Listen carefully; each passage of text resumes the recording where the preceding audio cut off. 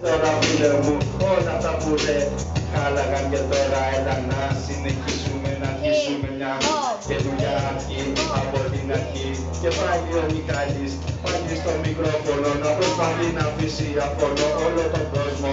Κάτω με και πίνω δυοσμό, είπα δυοσμό, εννοούσα χόρτο.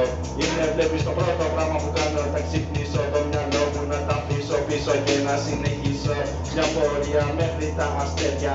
Ακόμα κι άμα φτάσω στα αστέρια, πάντοτε θα πέφτω στα δικά της, θα κάνω κόφη μαγιμέρια. Βλέπεις η κουτάνα, έχει τα πιο ζεστά τα χέρια. Έχασα το ρυθμό, δεν πειράζει. Προσπαθώ, είμαι ο μόνος που κρατώ το μικρόφωνο σε τούτο το ναυάγιο. Να δούμε άμα θα μας βγει σε καλό. Προσπαθώ να είμαι ο εαυτός μου, μα δεν είμαι κάτι άλλο. Είμαι αυτό που είμαι και αυτό που διάλεξα να είμαι. Εσύ τι είσαι, πες μου τι ψηφίζεις, πες μου τι ορίζεις. Ποιος είναι αυτός που κάνει να σε κάνει αυτό που θέλεις εσύ να είσαι. Πάντα προηγείσαι από τους άλλους κι όμως είσαι πίσω. Θέλεις να σ' αφήσω, μήπως τώρα να συνεχίσω να σου πω δυο λόγια λίγο παραπάνω.